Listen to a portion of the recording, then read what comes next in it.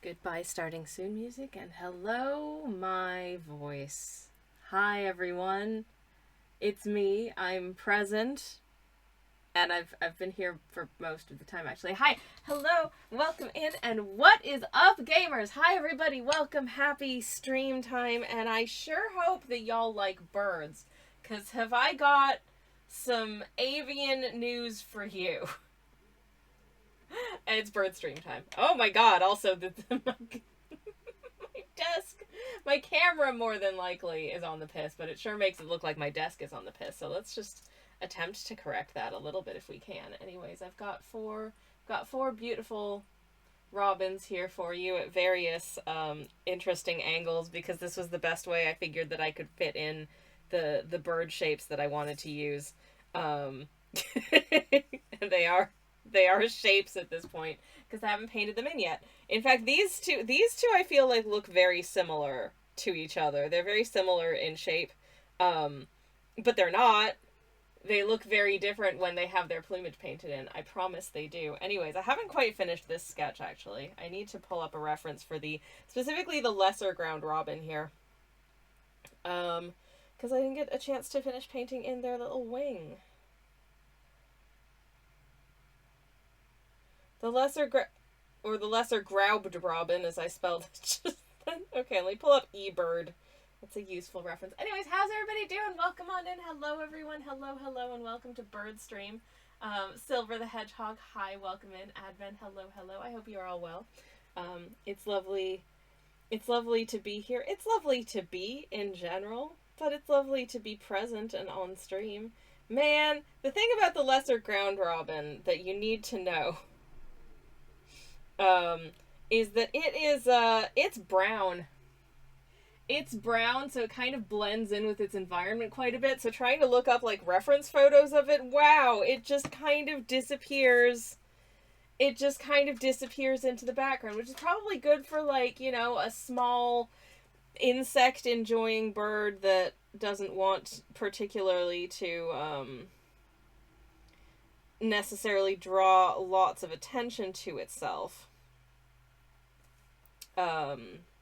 Say, for instance, the attention of predators would be unpreferable. With that being said, bit of a pain in the backside for me, who's trying to draw your splendid form, you beautiful, quite spherical, fluffy little, beautiful bird creature.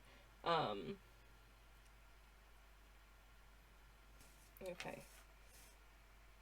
Okay, well that's more or less. Okay, cool. I love your bird painting, says Advent. Oh, thank you so much. I really appreciate it. And I hope that you're well. I hope you have a good week so far. I've had a busy week. And now that once again, I don't know what it is. I didn't think it was that warm in the studio. I sit down in the studio and I'm like, damn, I'm too warm now. So I'm just gonna, okay. Can opening ASMR, so if anyone hates this, mute for a few seconds. I'll wave my hand under the camera when you can listen again. But if you like this, then yay.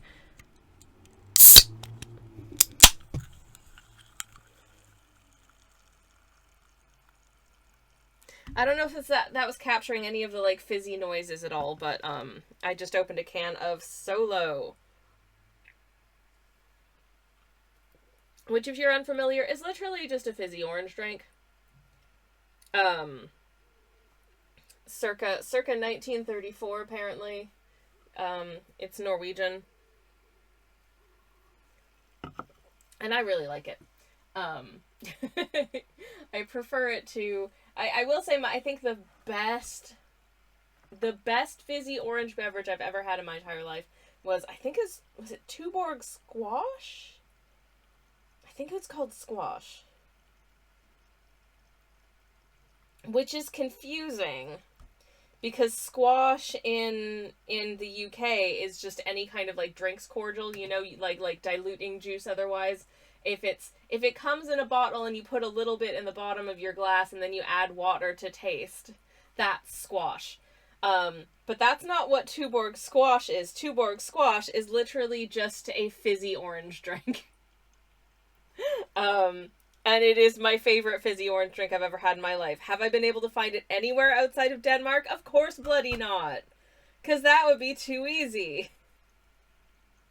Also, it's worth noting that Tuborg, is by and large like a beer brewery, but for some reason they also make this one soft drink and it's really good.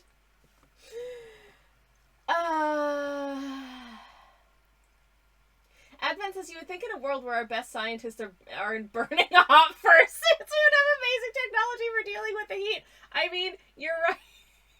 You are right. Maybe they're just, if they're not out about their furriness at work, maybe they don't feel like they can be applying you know, sort of this knowledge to scientific research, lest their colleagues, you know, sort of in the research lab ask too many questions. That's my guess. I've never known squash as anything other than a vegetable, says Advent. Interesting. I mean, it is, a squash, as I say, is a very localized term, as far as I'm aware, for stuff, beverage concentrate that comes in a bottle and you put a little bit in the bottom of your glass and then you top it up with water to taste to create a juice-like drink. So it's usually squash, if you're not familiar, also known as cordial, though usually, okay, here's the difference. Squash is like supermarket own brand. It's like the less expensive stuff. Cordial is like, ew, it comes in elderflower flavor and it's made by like a slightly fancier brand and the bottle is more expensive and it comes in like slightly fancier flavors. But yeah, squash is a uniquely UK thing, says Rex. Yeah. I think the only times that I ever saw it for sale in Canada was like in the imported items aisle, and it would be like one Ribena. Crank, also, hi Rex, how are you doing? Welcome in. It's lovely to see you. Hello. Advent loves elderflower. I think it's delightful. But so I used to have a beloved colleague. What a wonderful man. He was very nice. And he also, in addition to the like day job that we both had, he owned a vineyard and made a small quantity of, I say this as someone who does not drink, he made a small quantity of elderflower champagne. Not enough to sell, so we would just, you know, enjoy it at the annual picnic that he hosted at his vineyard. And it was so good. Oh my god, it was so delicious. Just florally and light and sweet and so lovely. And it was so nice. And then he left and I've never had it since and I'm really sad. Anyways, I hope he's well. Because it was really good. Also, they had really cute chickens. Such cute. So jealous of people who have chickens. Can you believe they're so cute? Anyways, hello, Cranky. Cranky says, did you see it's Train Fest on Steam? I have not seen that it's Train Fest on Steam. This is dangerous knowledge, Cranky. Thank you so much. Also, hi, how are you doing? It's lovely to see you. Welcome. Advent says, I mostly have elderflower and Red Bull. I think it's a more popular flavor here in the UK than it is in North America. Assuming you're in North America, you don't tox yourself. There is no need. But yeah, I think it's a more popular flavoring for things. Like sometimes you'll see like, I think I've seen elderflower yogurt. And you'll see it in desserts, but especially you'll see it in drinks, like fizzy drinks. There was one brand, back in the day, there was one brand in Canada that did like an elderflower fizz, and it came in like one of those sort of elegant tall green bottles, and my family would get it in lieu of having like, you know, sort of wine or something for, you know, special lunches or dinners. We would get this elderflower fizz so everyone could enjoy it, and it's so good. It's so good. Oh man, I'm gonna have to get some elderflower stuff on the weekend, you guys. Damn it. No. Heck. Anyways, best Red Bull in South America, says Cranky. Dragon fruit. Oh, I've never had an actual dragon fruit, but dragon fruit's flavored drinks and stuff pretty much always slap. I'm here for it. But anyways, I almost kind of have chicken, says Advent. I'm almost kind of jealous. Ooh, Rex says, I recommend Transport Fever 2 as a great game in the Train Fest. I will have to check it out. Thank you so much, Rex. Also, yes, I hope you are all well. How are you all doing? How have your weeks been? It's lovely to see you all. It's discontinued elsewhere, but still available in South America. The I don't think Red Bull is a wise choice for me anyways. I already have coffee for my focus juice. If I get too much caffeine, I will get hopped up. That's probably not for the best. But this bad boy doth helpeth me focus a little bit, which is nice. Nothing like homebrewed ADHD medication. Ha. I was indeed drinking like 3 large lattes a morning when I was a university student. I attribute at least parts of my success as an academic to the amount of coffee I drank. I mean, I also had masses of anxiety, which it was probably not helping with, but hey, you know, I fared pretty well in my academic pursuits. Anyways, hi Katie, thank you so much for the strawberry, I really appreciate it. How are you doing? It's so good to see you. Welcome in. Okay. I love dragon fruit flavored things this Advent, but not dragon fruit themselves as much. I have never had an opportunity to actually taste the fruit. It does not, oddly enough, it does not grow locally in the UK. I do try to buy locally as many things as I can. I can't always, but you know, one does make a valiant effort in any case. Maybe one day I will. The flavor is better than the fruit, says Cranky. Maybe I won't bother. Feel that way about passion fruit too. Ooh, I do like, I haven't ever sat and like eaten a passion fruit like straight up, but I've had passion fruit stuff. I've had like passion fruit curd, and I've had passion fruit sort of itself in other desserts as well as passion fruit flavored things. Both good to me. I feel the opposite about cherries. Cherries are so good. I have a punnet of cherries in my fridge, and I'm so happy. It was on sale, so it was like, it's like 400 grams of cherries, and it was only £3, and if that seems expensive to you, then you are so lucky that cherries are cheaper where you live, because my god, they are expensive here. Every time I give in and buy a thing of fresh cherries when they're available locally, and they are currently in season here in the UK, I feel so robbed compared to back in the old country. Back in Canada, we would buy like this massive like 20 kilogram bucket of cherries. 2 of them, in fact, because you'd get the bright red sour cherries and then the dark sweet cherries. We'd get 1 bucket of each and scoop all and they've already been pitted and stuff. It's great. So you just scoop them into like pre-portioned like freezer bags and containers and stuff and freeze most of them. And we just have cherries for like the entire year. Life was so good then. But yeah, anyways, I knew passion fruit desserts are popular in the UK, says Cranky. Yeah. Shocking, tropical fruit doesn't grow in the UK. Well, yeah, it's surprise! Cherries are wonderful fruits. I love cherries so much. I heard there were burbs, says Katie. There are. Clockwise from right here. This is the black robin, also known as the Chatham Island robin. It's from New Zealand. This is the northern scrub robin. It is not from New Zealand. I forget where it's from for the moment. This will be the white-starred robin, which, if memory's somewhere in Africa? I'm gonna have to check. And then the lesser ground robin, which is from, shoot, I'm gonna have to check on that one too, but I think sort of like the Southeast Pacific type regions. But we'll learn together as we go. Basically, a while back, I just looked up as many different species of robin as I could, and wrote down the names of a bunch of them that I wanted to paint, and I'm slowly making my way through painting a bunch of them, and then when I'm finished painting the bunch of them, I'll put them together into like one big poster or something, and make a print out of it, or maybe a sticker sheet, I don't know. It's not going to have every robin species in the world unless I'm feeling extra crispy. It's going to take a long time. Yes.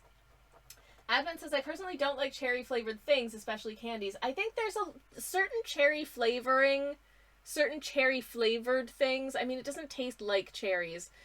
It can have a flavor that reminds me too much of, like, the cherry-flavored cough syrup. Like, that kind of realm of cherry flavor, because that was a popular flavor for cough syrup back in Canada when I lived there.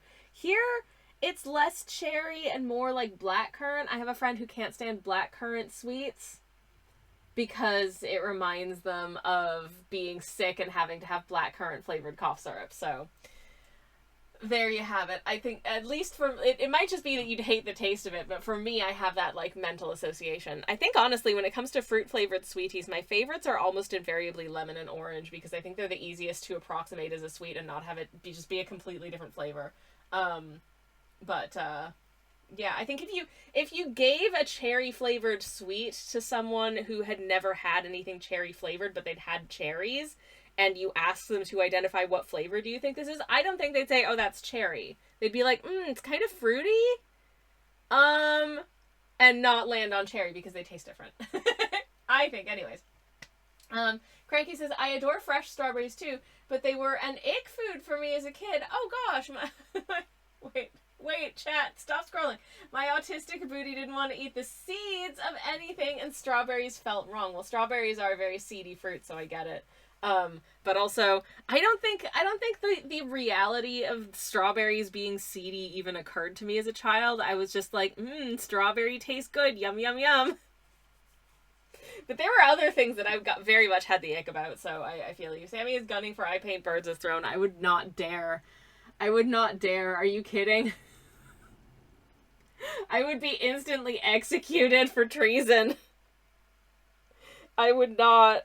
I do not want to go down in history as someone who attempted to usurp someone else's Twitch niche. I don't. Anyways, I mean, Liz is amazing at what they do, so I'm happy to leave the throne to her. But also, Liz does not have a monopoly on painting birds. Literally one of the most plentiful, some categories of creature that live on the planet.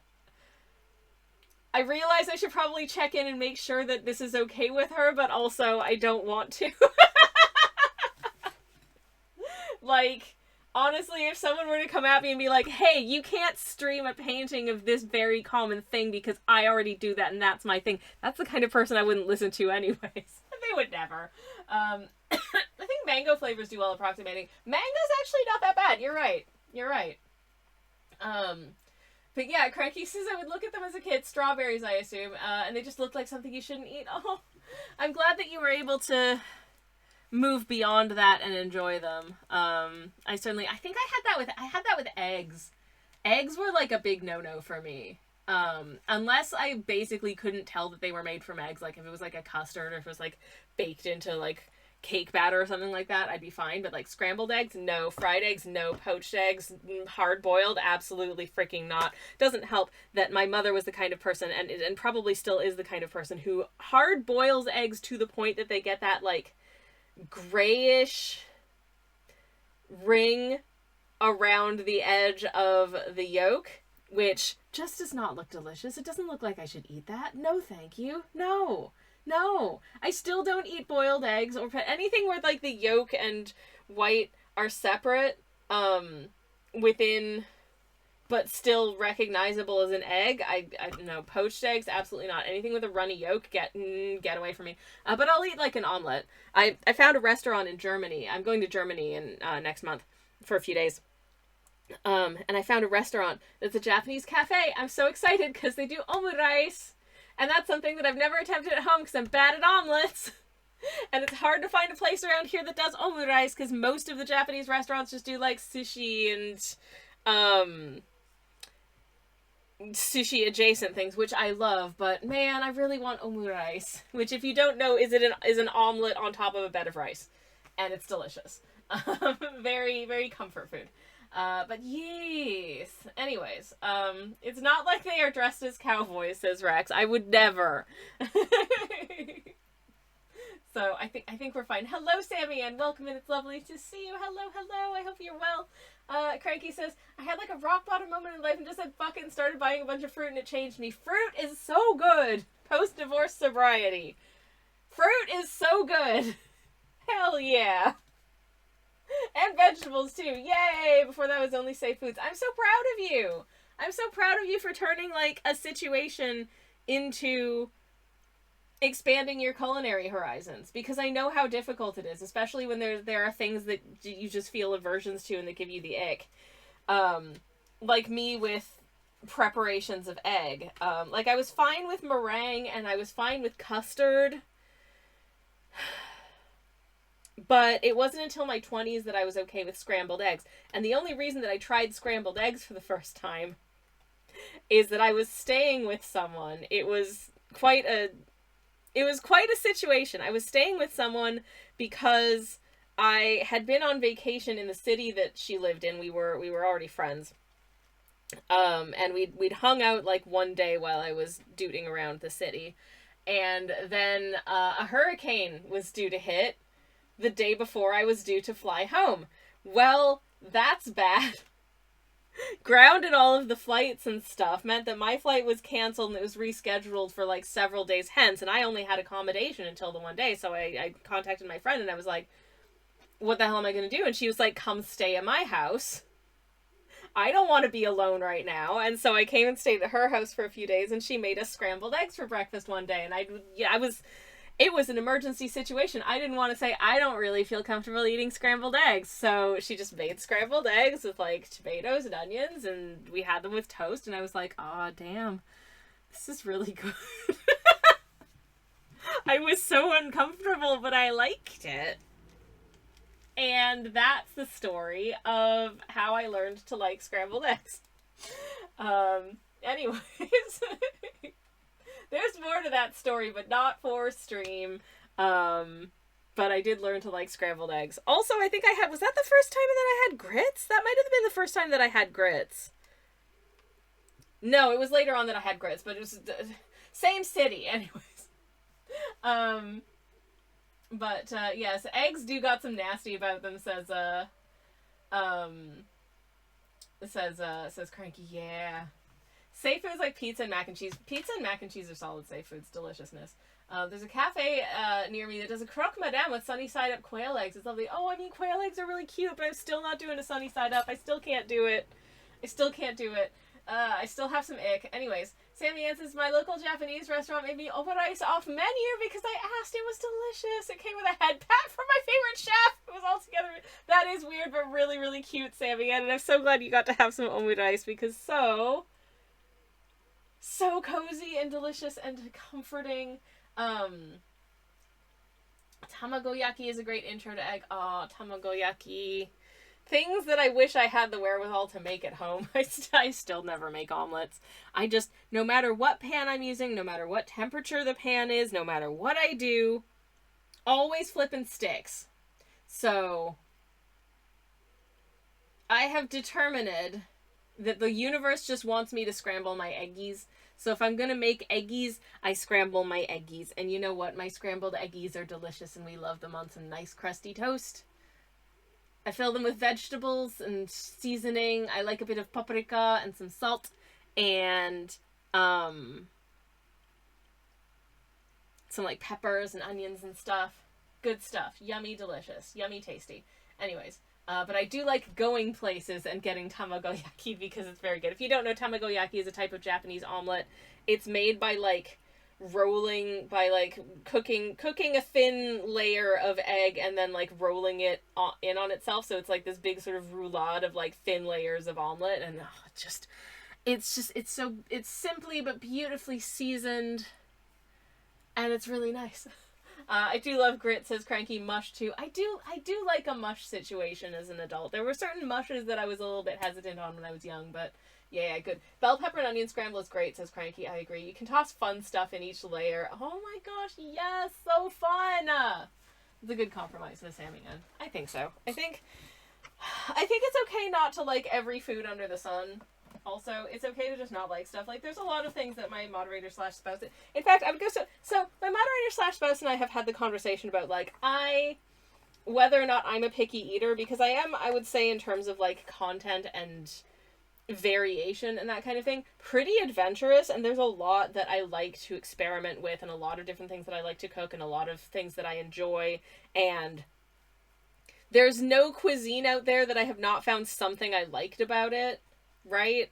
But with all that being said, there's also a lot that I don't like. Like, a lot that I don't like. And that I'm very self-aware about the fact that I don't like that, you know. I mean, part of the reason that I stopped eating meat, in addition to the it doesn't do good things to my body and it's less expensive and generally more environmentally sound for me to not eat it. Also, I don't like some of the textures of meat, you know? Like, when you suddenly get, like, when you're eating, like, a nugget and you get a little bit that's chewy, you don't get that with corn. You don't get random piece of chewy meat, which always just, it's a big no, thank you. But, yeah. Ooh, I've just started eating salmon, says Sammy Ann. I'm not a fish gal, but the spouse loves fish, so I'm putting my big girl pants on about it. I hope that you enjoy it. I think salmon is wonderful. But I'm also aware of the fact that I do have an in-law who can't stand it, but is very... It's always like when they're doing, like, a turkey dinner or something, because I don't have turkey. They'll be like, are you alright with the salmon fillet? And I'm like, get in. Very nice. Oh, getting a bone in your sausage. Plants don't have bones, says Cranky. Yeah. Salmon can be nice with fresh herbs, butter, and lemon. It doesn't get too fishy. Ooh, yes. I'm having salmon fish cakes tomorrow. I'm very excited. But yes. Cranky says I like shellfish more than regular fish. I do like shellfish to a certain extent, but my moderator / spouse can't stand it, so we never have it. And I'm fine with that. But preparing a whole lobster traumatized me. Oh, I can believe it. That sounds terrifying. And you can't really find anything other than, like, a frozen whole lobster if you want to have lobster here in the UK, so I just don't bother. Even if the bisques turned out delicious. Oh, I'm just remembering now this one time, and they haven't done it since, there is, like, a chain sort of lunchtime food cafe here in the UK. And I think some other countries called Prêt à Manger. And one Christmas they did a lobster roll as their, like, special sandwich, and I got one and it was so good. And then there was, like, a really nice big chunk of lobster in, like, my final bite, and I was so looking forward to this perfect bite, and what did I do? I dropped it on the floor, and I was in the cafe, so I was not about to pick it up off the floor, 5-second rule it, because it's a cafe and God knows what's been on that floor. I cried. I just, that was tragic. But yes. Anyways. Gonna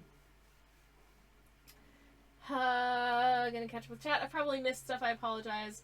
That's what mine was, frozen and whole, says Cranky. Yeah, I think that's fairly normal. Sammy says my dad had a live lobster. Brought it and named it because I named it because I thought it was gonna be a pet. And it didn't end well. Oh God, I'm never eating lobster ever again. That's so sad. That's so sad. No. Maybe someday I'll get a pet lobster. Cranky says it had a clutch of external eggs, which was illegal for them to have caught. Yeah, if it's got a clutch, you're supposed to put it back. Oh, no. Oh. But yeah, no, I don't like the idea of taking a live lobster and no. Oh, now I'm sad. Anyways, these birds aren't food. And someone in chat, I forget who it was, did bring up the fact that this is called the lesser ground robin. And I also want to reiterate, when I saw the name of this robin, I was like, excuse you, why have you given it this derogatory name? This robin is perfect, it's beautiful, it's so sweet. It's okay, Cranky, don't worry about it, I'm fine. This robin is perfect and beautiful and ever so cute. And why would you give it a name like the lesser ground robin? It is lesser than nothing. It is perfect. It is perfect just the way it is. This is a perfect being. And I love it with my whole heart. And I think it deserves more respect than to be called lesser. It is the greatest ground robin. All of the ground robins are, I don't know how many there are, but they're all the greatest ground robin. I realize that makes it really hard in terms of classifying which species is this one that I am looking at right now, but they're all the greatest, damn it. Every bird should be named like the great tit, says Advin. Yeah, the great tit, the fantastic tit, the splendid tit. I agree. The beautiful blue tit. Yes. Also, tits are adorable birds. I'm blessed to occasionally get to see tits in my neighborhood. That is the bird. The bird. The bird, the tit. I am very blessed to be able to see the bird, the tit, in my neighborhood. Fair, like semi-regularly, and it always makes me happy to see tits, the birds. I'm having to be... There's a reason that I've never painted the bird's tits on stream. And the reason is largely semantic clarity, because I do not want to get in trouble for having it sound like I'm just talking about my... And listen, I enjoy the aesthetics of a beautiful boob haver of a human being, but I'm not interested in objectifying their bodies on stream. I am talking about birds that I think are cute.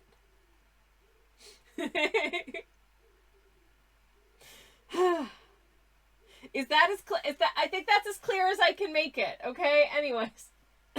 Lesser because it's smaller, but not because of its delight and offerings to the world, says Sammy. Yeah, exactly. Tits out! Best naming system! Hell yeah! Anyways, but yes, sounds a little defensive, says Cranky. I mean, listen, thankfully, the only tits that I see around my neighborhood are birds. However,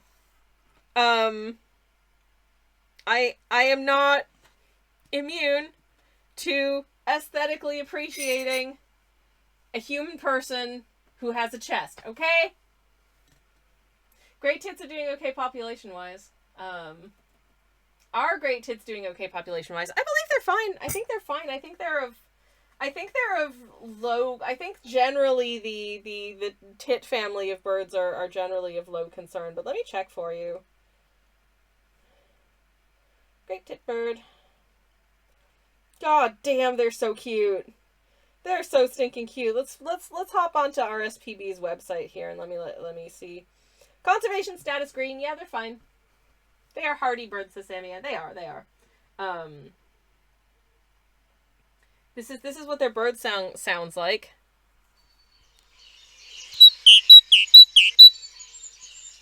Sorry, that's a little bit loud on the mic, I think. How stinking cute is that? Anyways, I think I saw a joke article and it scared me. Ah, boo. Was it riffing on the silly name of the bird because it sounds like a euphemism for the booba? I bet it is.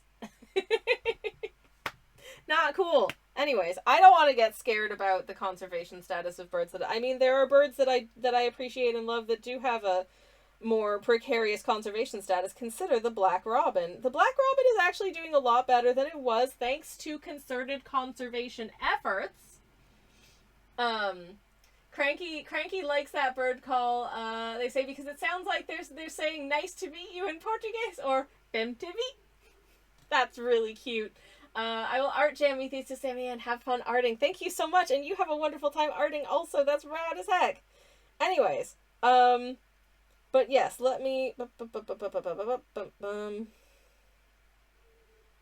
The black robin of beautiful New Zealand. Doop. There we go. Oh, look at this one. They're so cute.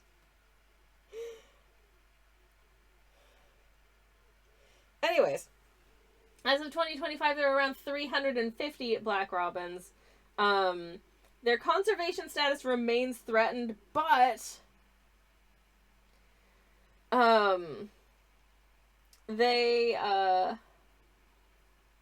have made a huge recovery compared to the much lower numbers that they had like a few decades ago. I will read to you because it's interesting. In 1972, wildlife officers could only find 18 black robins. 18 18 black robins living on Little Mangere Island. I'm probably horribly mispronouncing that. I'm so sorry. In 1976, there were only 7 birds left. So, oh no.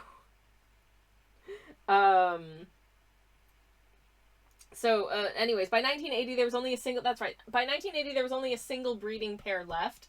And so they, through immense efforts by conservation wildlife service staff to basically they took like the eggs that this mating pair had laid and then like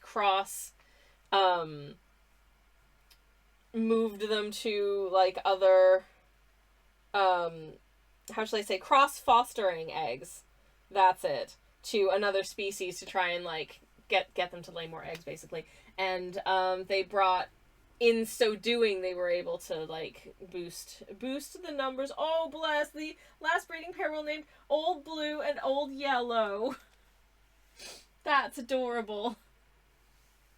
But yeah, so a lot of their young were actually fostered, and then they laid more eggs and more babies were born, and the species was able to kind of recover from the brink, which is so good because it is really sad every time we lose a bird in the wild, and we are losing birds in the wild, and it makes me really upset every time I hear about it. I know that there's a few that that are disappearing from like parts of Hawaii and stuff, for many and various reasons. Like their habitats are being built out, or non-native predators have been introduced, that kind of thing. It sucks. Anyways, but let's paint these birds. Also, these birds are okay, and that's really good. Love that for them. Anyways, hi Freddie, welcome in. Lovely to see you. Like the dog, says Advent. Oh, Old Yellow, or was it Old Yeller because the dog yelled, or because it was yellow? I never read or saw or anything Old Yeller, because my understanding is that it's very sad, and I don't want to put myself through sad dog stories, because I will be inconsolable for the rest of my life because I love dogs.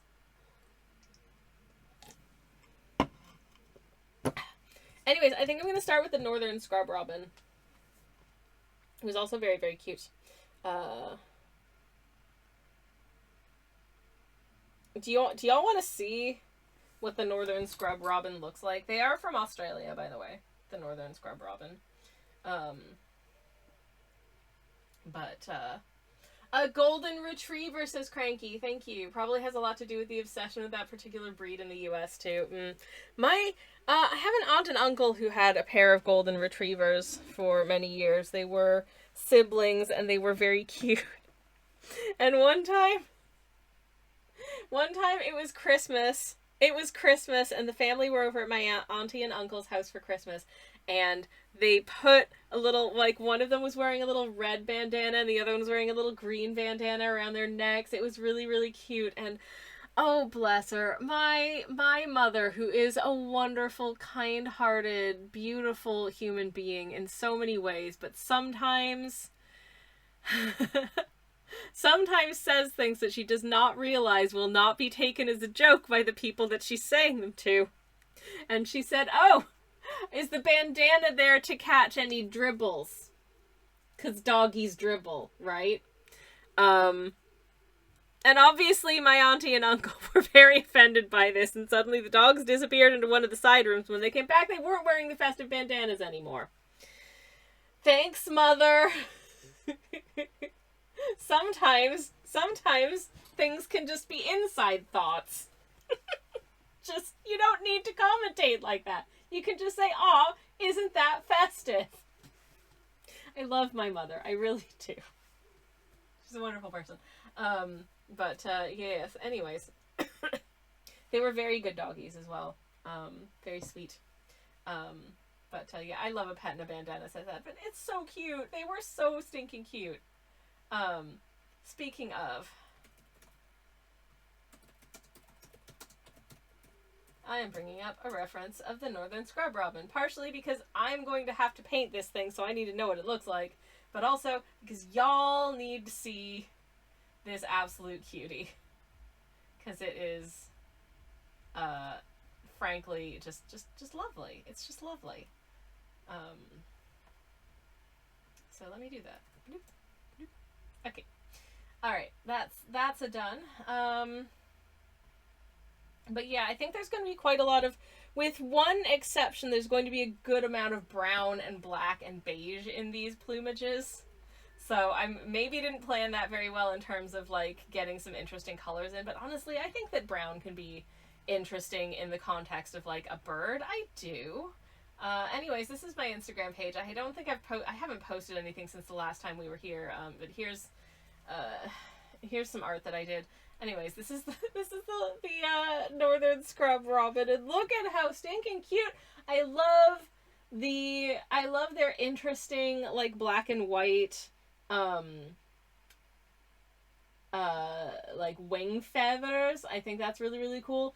And then they have this funky just like stripe of what looks like very sort of goth makeup on their face, which is really cool. And then they've got a slightly ginger tail. They're just a really interestingly, even though it's all sort of like black and brown and beige, they're a really interestingly colored bird, I think. Even the browns, I think, have a really interesting dimension to them. I'm genuinely just captivated by how cool this bird looks. So I'm very excited that I get to paint it. It's like, look at that makeup. It's so cool. Not makeup, but you know, look at that plumage, I should say, because it's not makeup, it's plumage. It's plumage. But yeah, I'm gonna do just a little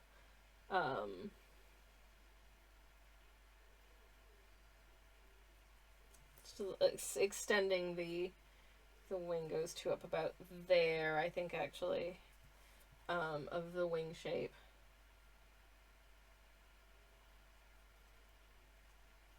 Kind of like that, I think is probably right. Also, they sometimes stick their tail up like this, which is really, really cute too. Yeah, very, very friend-shaped. Way up on the favorite kind of animal list, says Cranky. Oh yeah, I'm glad you agree. I love getting to do bird art. I think it's so much fun. I think it's so fun, and I get to play with all kinds of really, really pretty colors. So for this, I think I'm going to use my 1930 set from the Japanese Retro Gansai series from Choosing Keeping, because there's a lot of like browns and this sort of like ruddy reddish brown I think will work really well, especially for this bird. I'm gonna need to bring in probably some black, but I've got a... Wait a second. Wait. I joined to just full screen burb, says Casa. Hell yeah. Hi, Casa. Welcome. It's lovely to see you. Birds, bugs, lizards, and cephalopods, says Cranky. All very, very, very good. I did have a brief moment of fixation on, what are they called? Monotremes? Of monotremes. I think that's the word I see. No, shut up.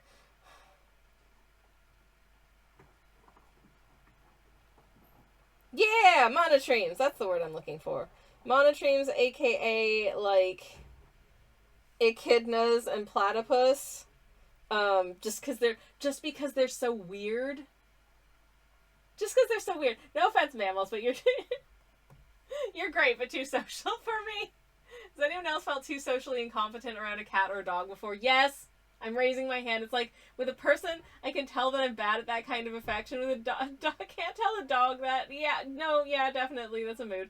Casa says, was mostly confused because the sound wasn't working on the TV app. Oh, shit! I'm sorry! Anyways, my palette is missing. So I'm gonna go look for it. One moment, please. Actually, I'm gonna sip my soda, and then one moment, please. Deliciousness. And neighbors are talking directly outside my window, so I'm just gonna stick this on while I'm away from the screen. So my neighbors don't dox me or themselves. One moment, please.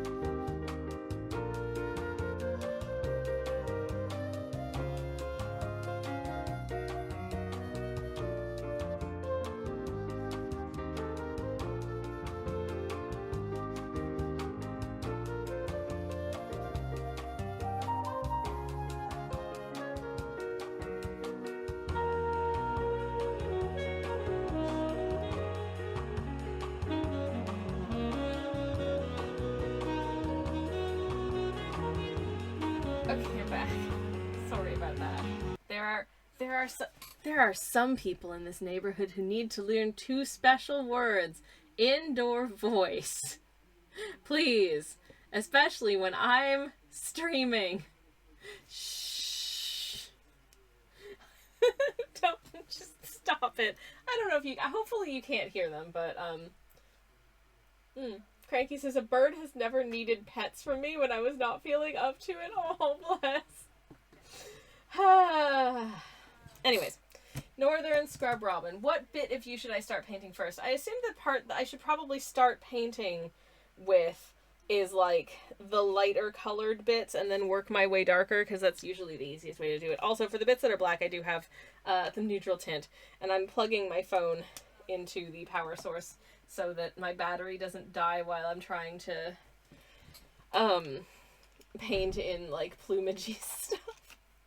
Anyway, so the first color that I need really is, if I take this and I water it just like way down, I think we'll be like at least halfway there. Actually, no, I'm gonna take the lighter area gets a little bit less reddish of a brown, so I might just use like a homeopathic quantity of this, like it's barely anything, but it wants to be barely anything at that point. Because I'm also going to be adding texture, and the texture will darken it down as well. So, hopefully that should be all right. Okay. So at this stage, I think this is mostly water. Oh, yeah. And I'm literally, I think, just going to go over it. So a lot of this is going to get covered up, but I'm literally going over its entire sort of head and most of body at this point. But yeah, I think that's fine. Okie dokie. A tiny little cat named Mr. Thumbs? That's so adorable. I want to befriend Mr. Thumbs. What such a cute name. Oh my goodness.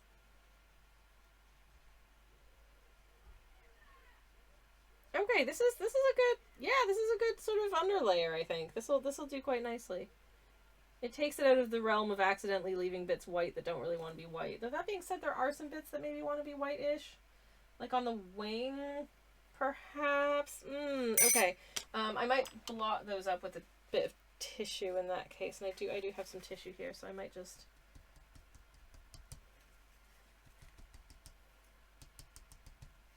again, I think it's fine if it's not perfectly white. If there's a little bit of a grayish cast to it, I think that'll actually probably sell it a little bit better anyways. So yeah, I'm happy with that, but the rest of it I think is fine. Okay, just gotta let this bad boy dry. Just let this dry down a little bit.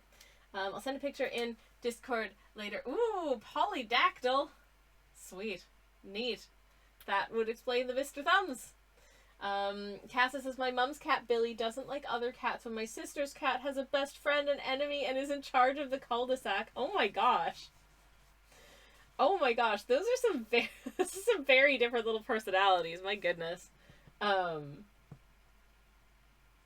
Yeah, anyways. I'm allergic to cats, which makes me feel very sad. I think as an adult I've spent more time with dogs generally anyways, but like a limited number of dogs. I did get to meet my new-ish nephew dog for the first time back in May, and that was really nice. Because they had adopted him since the last time I'd been to visit. And I did not realize from, like, pictures just how tiny this dog is. It is a little floof. It is a little floof of wholly unknown parentage. And his name is Winston. And he's very cute. I think he came from before he was adopted by my brother and his family. I think he came from a fairly unstable environment, and so he's quite skittish around new people. But he was very good, and especially fond of my moderator / spouse, which was really, really cute. It was very cute and nice and a good time. I have like one picture of him somewhere, playing with my moderator slash spouse, and I don't know. I would show it on stream, but I don't know whether or not it has any like family members or anything in it, because I don't want to. Obviously, I don't want to dox my family members. So I might need to do an extreme zoom, and it'll just be real pixelated and hard to see. But now that we're here, I'm gonna. Oh yeah, okay. I'm gonna need to. Will it even let me zoom in that far? Okay, it's not actually. It's not letting me zoom in that far, anyways. Shoot. Can I zoom this one in? Okay. Okay, I think we're okay with seeing like people's hands, but here he is. Is that not just the cutest little guy you ever did see? He's such a little floof. He is indeed inside like he is indeed inside my sister-in-law's little like saddlebag that I think is just what he hangs out in when he's being ferried around, which is very cute. But yeah, he's just absolutely precious. Yes, I've seen a product you can feed a cat to make it no longer produce allergens. I thought that was rad, says Advent. That's wild. Science is amazing, y'all. I'm so glad to live in this day and age. Every once in a while, I'm just like, man, the world is horrible and things are getting worse every single day. And then you find out about something that's like, actually, we figured out how to get rid of people having allergies to cats. And I'm just like, the world is a wonderful, beautiful place. And I'm so happy to live in this time because it's great. That's super cool. I love that. Incredible. Truly, truly inspirational stuff. You love to see it. Anyways, ads are running in like 30 seconds. So I'm just giving this bit that I decided I didn't actually want to paint in a little extra scrub with just some paint water.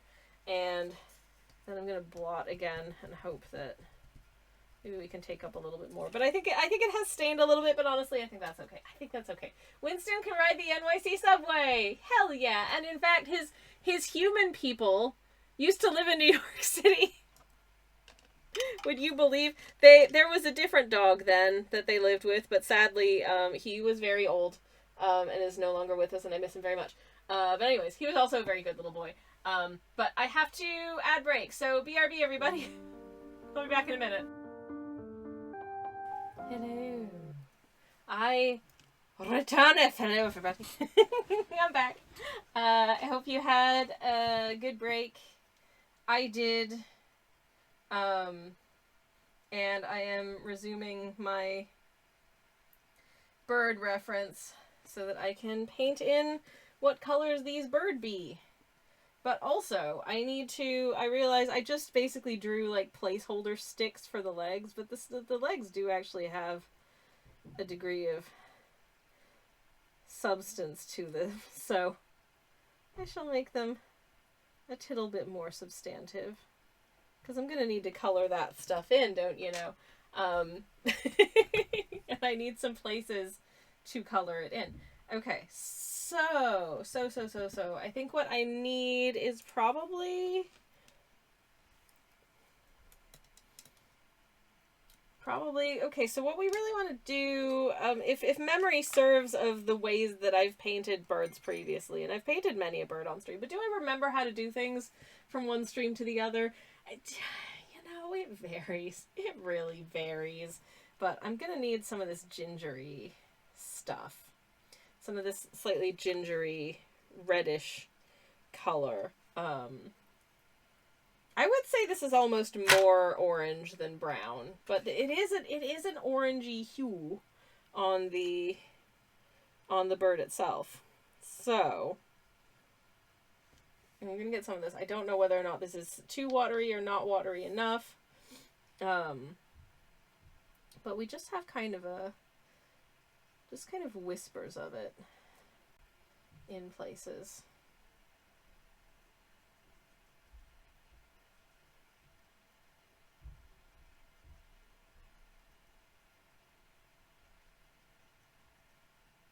So I'm just trying to kind of whisper it about under here.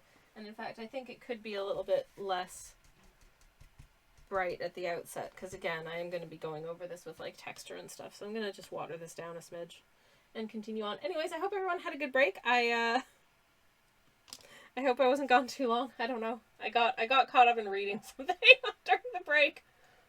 And I forgot to get myself my tea, silly creature. Anyways, oh yeah, programming note, I'm playing Silk Song tomorrow morning. On stream! I'm playing Silk Song tomorrow morning on stream, not just in general. If it was just in general, you don't care. But I'm playing Silk Song tomorrow on stream, and I'm looking forward to getting back into it. We've got some interesting things to do. I think I've potentially figured out what I'm supposed to be doing with this one side quest. So hopefully, perhaps we'll be able to kind of wrap that out. We'll see.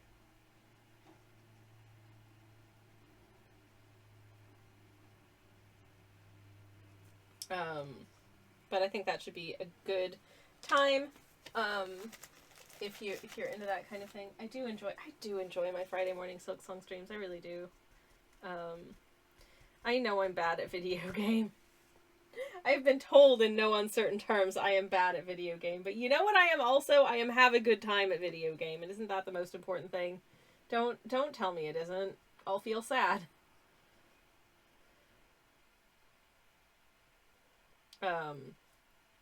But yeah, so there's that. Kind of gets a little bit browner on the top of the head, so I'm gonna kind of just fade that in, I suppose.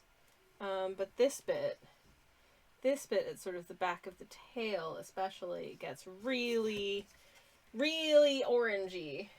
So I need to be prepared for that. Okay. Unfortunately, that tissue fell on the floor, and so now it's dusty, and I don't want to put dust on my paint. So I'm swapping to a fresh tissue, and we blah blah blah blah blah blah blah blah. Okay. The orange is honestly so orange that I'm tempted to add a little bit of yellow to it at this point. For like the tail bit especially. Just make it like a really like orangey orange actually. And have it be slightly like this bit a little bit browner. Yeah. Just like properly bright orange. Okay. Maybe get my little brush out to kind of blend this a bit.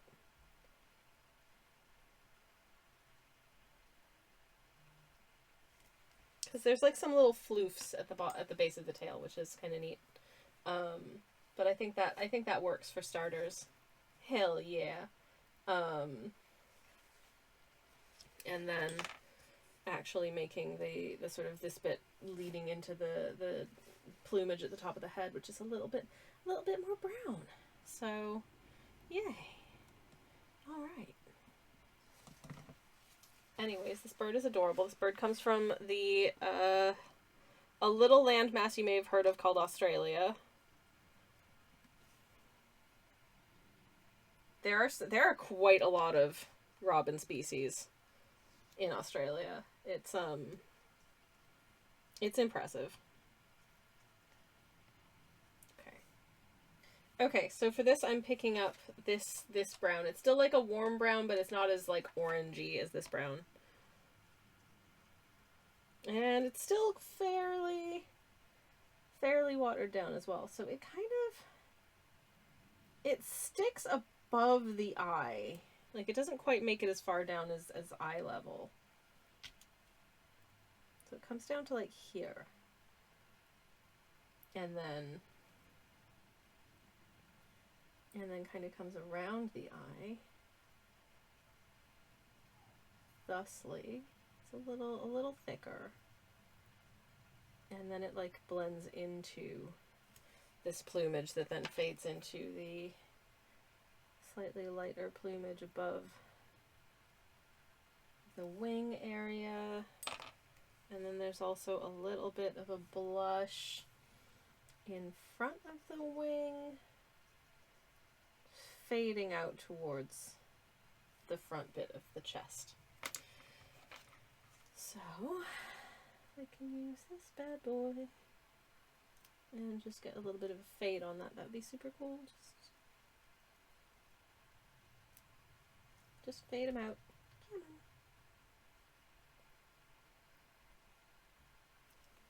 What I don't want is for this to have like really hard lines where there shouldn't be really hard lines, you know.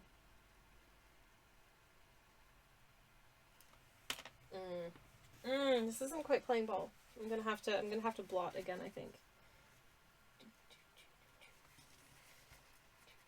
It's also very important that I make this little noise while I'm blotting. Okay, yeah, hell yeah, cool. Okay. There's a bit of a hard line here, but that's fine because that's where like the darker feathers of the wing start, which are indeed, you do get like a slightly harder line with that, I think. Okay. Actually, actually, can I fade that a little bit too? Okay. So what I need to do is take my sort of grayer brown, and then it kind of, we have sort of fluffy feather shapes here, like a little cloud.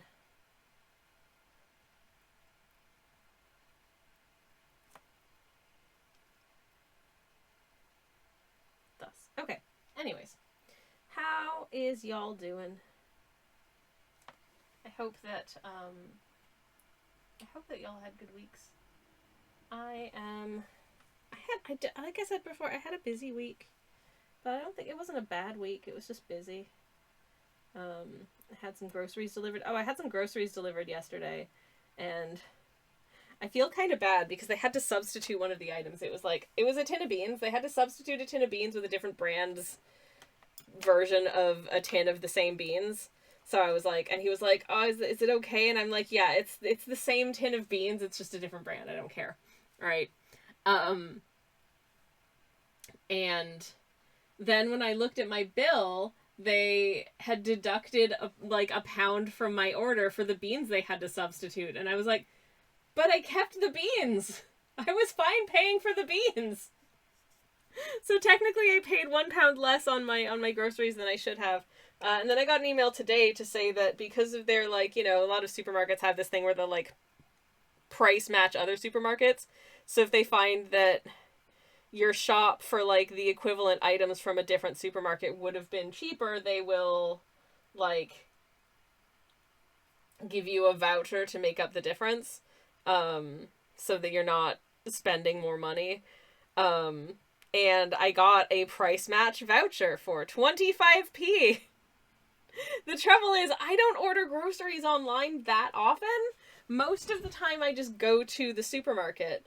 But it just so happens that, like, there's a couple of times this month that we've had to order groceries online because we were not available to both go shopping sort of in the middle of the week, because of the way our schedules lined up. But that means that I've got this voucher, and the voucher expires on, like, August 20th, and I severely doubt that I'll have a chance to use it before then. Because I'm not ordering groceries next week, and then the week after that, we're actually going to be away for a few days, so we're not going to be ordering groceries then either, and then I think we can just grocery shop the week after that. And that's it. And then at the end of August, we're going away for a few days.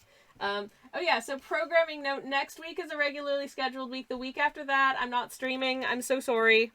But I will be away doing family stuff in a place that probably doesn't have particularly good internet, and I'm not going to have, like, most of my, you know, sort of streamy setup stuff with me anyways, so it would be incredibly cumbersome to attempt to stream from there.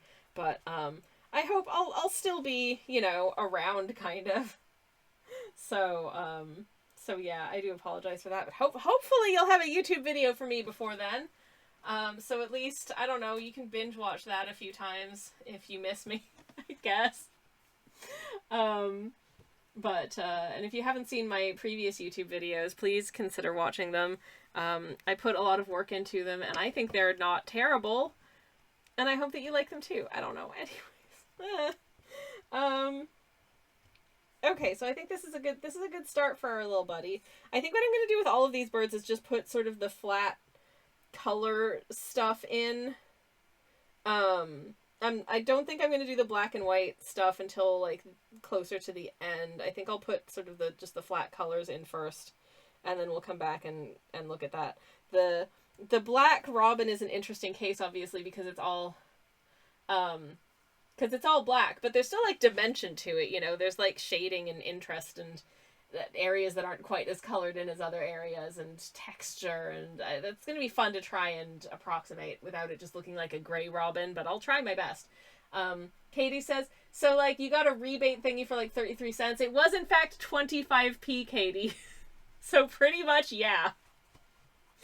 And do I mind like not being able to redeem that? No, because it is literally there. I think the only single item that I could purchase for that much money from the supermarket is like a carrot, maybe a potato.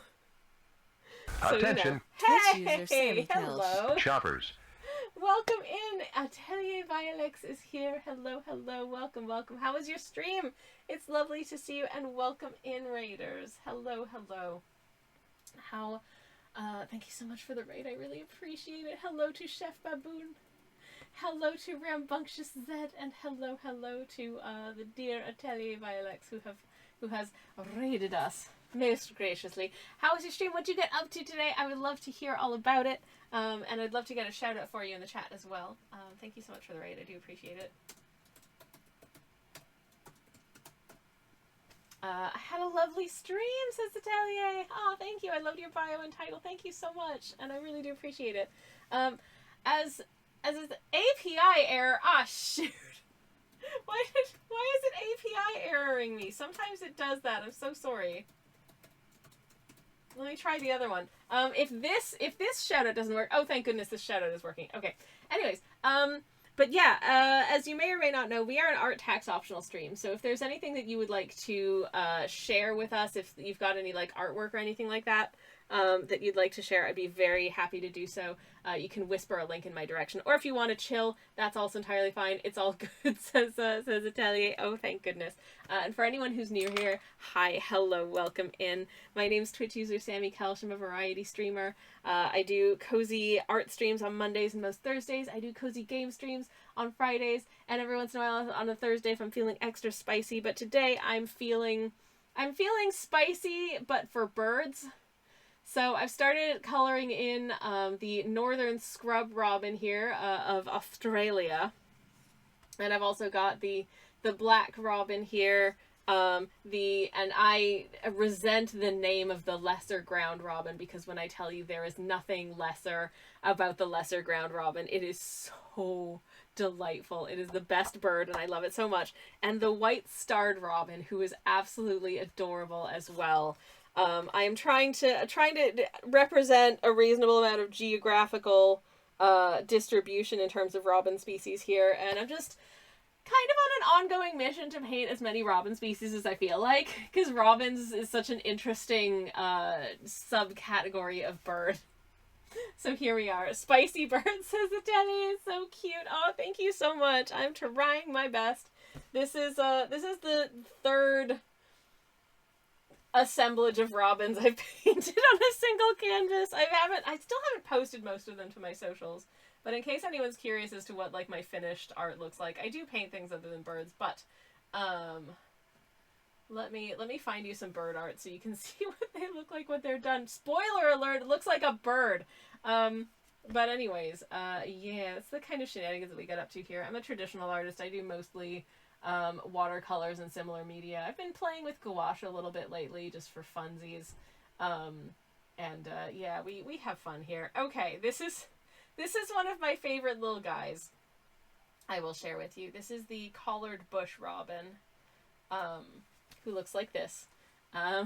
Is found in Taiwan, and I just think their plumage is absolutely adorable. I love that they have these extremely prominent eyebrows. which is very fun. I adore watercolors too, says Atelier. Hell yeah!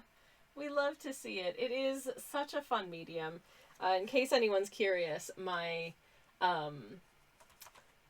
medium of choice today is specifically I'm using mostly the 1930 set from Choosing Keeping. So it's Japanese style watercolors, aka Gansai. And these ones come in this wonderful range of like a lot of browns and ochres and a little bit of, there's a purple and a teal here that we're probably not going to need for our plumages today, that we might get into there's some blueness in here. So anyways, I should have some linkage from our lovely raider, so let me see if I can get this bad boy to load and we can take a little look and see what they get up to. Anyways, I hope you are all well. I hope you are all having the loveliest of lovely days. And I'm gonna see if I can get this link to load. Come on, come on, it's thinking. It's thinking so hard. Oh my goodness, that is so stinking cute! Look at them! Oh, I love it. The vibes are immaculate. Y'all, get a load of this absolute friend. That is so stinking cute. I have no idea why my shout out didn't work, and I'm really sorry about that. I will attempt again, because I think everyone should go give this incredibly delightful person a follow. That is so lovely. I love the colors you've chosen as well. It's very, well, violet appropriately. Very, very nice indeed, and very, very cute. I love them. I love their little feather quill pen, which is such a perfect artistic medium. Listen, full disclosure, I own a feather pen and I've never used it because I'm intimidated because it's too cool. That's normal, right? Purple is the best color. I wholeheartedly agree, and I think that that's an excellent choice. Please work this shout out. If it doesn't work again, I'm so sorry. I really am. Come on. Don't you? Yay! It did an API error this time! We've got another shout out for you, and a big thanks again for the raid. I really appreciate it. Yay! I didn't even do anything to my chatbot. It just worked this time. Like, what? That's wild. I love it. I love it. Anyways, thank you so much for being here, everyone. And if you like birds as much as I do, that's really cool. Anyways. The northern scrub robin is very cool. I want to show you, if you're not familiar, they are, as I said, they are Australian, and when they're fully painted, they look like this. And can we just appreciate the extreme gothness of the eye makeup they've got going on? That is so cool. Anyways, so Atelier says, sadly, I have to go have dinner now. It's very late. Thank you so much for being a cutie. Hope your stream goes well. Have a wonderful dinner, and thank you so much for the raid. Thank you for trusting me with your people. I really appreciate it, and have a wonderful rest of your evening. Thank you so much. And we shall continue on. Slayful bird. Hell yeah. I think it kind of works because this little buddy from Chatham Island is also a pretty ding dang goth. Let me did we see a photo of them earlier? I forget, but I'm gonna look them up again anyways because I can.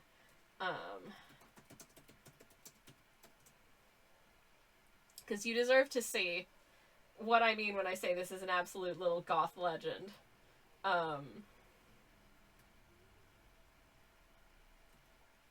And I love them so much, and I wish them the ever so very best. Okay, hopefully this works. Yeah, okay. They're so friend-shaped too, is the thing. Hello? It's a robin, but goth! I love it! I think they're so stinking cute. So yeah, that's what this bad boy's gonna be. So, I'm gonna paint like a base layer of light black in the first instance, and then we will apply some texture on top of that. But in the first instance,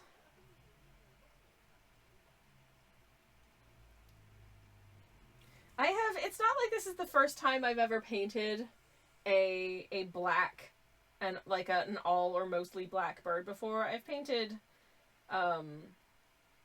jackdaws and ravens and who knows what else. But it's always, it's a bit of a unique challenge. It is a bit of a unique challenge. Now it is is black, but it's like there are different shades of black. Oh jeez, I think it was last week. Last week I was wearing a black. I went out of my house wearing a black button-up linen top. It was a very hot day, and I was like, I just want to wear like the lightest weight clothes that I have that are going to be the least obtrusive and troublesome. A black button-up linen blend top, right? A pair of black, very loose, very lightweight cotton, sort of 3/4 length, well, technically 3/4 length, but they're mostly almost full length on me because I'm 5 feet tall, trousers. And then my shoes are just like black canvas slip-ons, right? And it wasn't until I saw myself in like a reflective surface after leaving the house that I realized that every shade of black I'm wearing is just different enough that you can tell the distinct different shades of black against each other. So like, this is a slightly warmer black, this is a slightly darker black. Like, they all look black, but they don't all look like the same black. No! I'm sure no one else is noticing and judging that I'm wearing different shades of black together, but I felt very uncoordinated. Which is really stupid. And I got over it pretty quickly. And again, I don't think anyone was, visually policing the shades of my clothing. But still, I could tell. And, like, sometimes when you can tell, that's enough. And it made me feel not great about my choices. Aw, jeez. So that was a thing. Okay, so I want to be... I've got to be a little bit mindful of partially just the way that, like, the color reflects off of different bits of the bird. But I think as a base layer, this will be fine.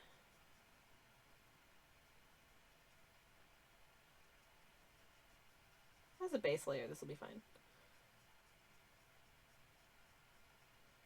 But yeah, there is quite a lot of dimension to this single color plumage. More than necessarily meets more than necessarily meets the eye at first glance. But again, I don't want it to just look gray. I'm just using neutral tint for this. And I'm realizing that this looks really messy. So it would be useful to have a little bit more wetness on my brush. It looks a little bit messy, but it's also way too light as a base layer. So I'm probably going to have to go over this with a second layer and hope that it behaves. I think it'll be fine. But, yes. Anyways, because I'm sure you're all curious, I will let you know that tonight's dinner is going to be, I have this gluten-free 3-cheese gnocchi that I've never had before, and I'm praying is not nasty. It was the least... I was craving filled pasta. I haven't had filled pasta in a very long time. And it turns out that if you want filled pasta that's gluten-free, which I do, it's also expensive as hell. It was like, I think, you can get a thing of, like, cheese and... like spinach and ricotta ravioli for like £1.50 from the supermarket, just like the regular stuff. The gluten-free supermarket own brand cheese and spinach and ricotta ravioli. Do you want to know how much it was? Do you want to guess? Because I'll tell you it was £4.50, and I'm like, £4.50 for one component of a home-cooked meal? I don't think so. No. Also, this is a much, much better base shade, so I'm glad I decided to go over this twice with a little bit more paint, and also a very wet brush. I like the texture one gets from a nice wet brush. I am going to very carefully because I want there to be a little bit of, there is a little sort of amount of lightness just around the edge of the eye there, so I want to make sure that that is acknowledged and not painted over.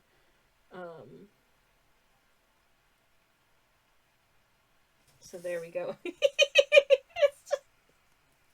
Okay, that's very good for a start. That's very good for a start. I think it's a little bit shiny now, but just in terms of texture, dimension, I think it gives the feeling of a very goth puffball. And I love it a lot. I'm gonna need to clean the heck out of my brush now, though, and I'm gonna take a sip of one of my beverages. Oh, jeez. Oh no, they're so cute. I did talk about the black robin earlier, about how it is as of last year there were about 350 black robins in the wild. I don't know how many there are now.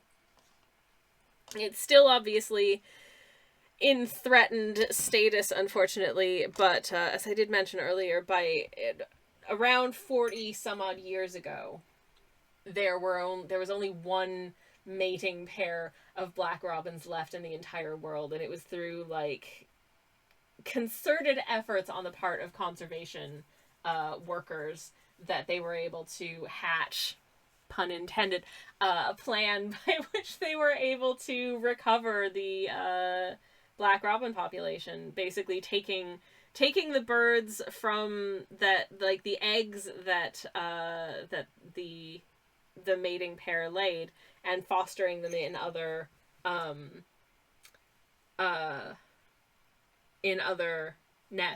birds' nests to sort of ensure safety and more birds being laid. So yay. And I think they did this successively over a number of generations. So that's really good. I am very interested in bird conservation and that kind of thing. It is very special to me. I have talked, I think, at length on stream about the kakapo, who are such a very special bird. And I don't know exactly when it will be, but we must be getting close to the part of the year where we finally have like an updated count of the number of kakapo that we have in the world. So basically the way it works, the kakapo have a really weird breeding season. They don't breed every year. Whether or not they breed is dependent upon how much fruit this specific type of tree bears that year, and that varies depending on a variety of factors like weather and stuff. And so if they don't have enough of that fruit, then they don't make babies, because they need that fruit in order to be able to like feed their babies and stuff. So we had a mating season earlier this year, and a whole load of beautiful new babies hatched, and a whole load of them have survived thus far, but they don't count to the final like head count of birds, and they don't get names until the birds have successfully fledged and are like a certain age after being hatched, just because the first few months are quite precarious in the lives of a little birdie. But I think we must be getting close to that if we haven't hit that already, and that's very, very exciting, because I want to see Numby go up, because these birds are very special to me. And all I can do from here is like raise awareness of them and encourage people to donate to the people who are working on the ground to actually help recover their population, and do so myself as well. Scrappy, hi! Sorry, welcome in. Scrappy says, hello, hi, I've been looking, but Goth Robin caught my attention. They love you very much. They say, hello. I imagine they probably talk like that. Hello, how you going? You know, that kind of thing. They probably don't. They probably just say, like, you know, beep, beep, beep, beep, beep, beep, beep, but with an Australian accent is my point. But yes, hello. Freddie says, I volunteered at Sangkop in South Africa, working in rehabilitation for African penguins and other seabirds, and it's the best vacation I ever took. That sounds so good, and I love that. That's so cool. That is very much the coolest vacation you could possibly have. Very cool. Scrappy says, considering that robins and folklore are supposed to be messengers of the past, this checks out for goth vibes. It very does. And you'll be happy to know that this one, when its eye makeup is done, is also going to be incredibly goth. But we'll get to that when we get to it. Because I want to get sort of the base colors of all of these painted first. And that's probably all we're going to be able to do this stream. And then we'll do all the details and stuff next time. Yes. So I'm going to look up the lesser ground robin and see what we can do. Again, I really resent that name. Because I assume it's because it's small. But whoever named it the lesser ground robin, I think is very mean. Because there is nothing lesser about this bird. It's a beautiful, beautiful bird. It is so cute, and I love it so much. I love it so much. And you know, it's goth in its heart. It might not look goth. But I think there's some goth in its heart for sure. But like, for real. I'm quietly pulling up a photo. So y'all can see how incredibly cute the splendid ground robin is. Because I think they are very, very cute as well. They are, I suppose, some might say that they're, I guess, on the plainer side in as much as they're, like, kind of just brown. But there's such dimensionality to that brown, you know? There's a lot going on there. It's really interesting, and damn it, they're really cute. So, tough biscuits. They are found in New Guinea. Now you know. And also, they're very brown.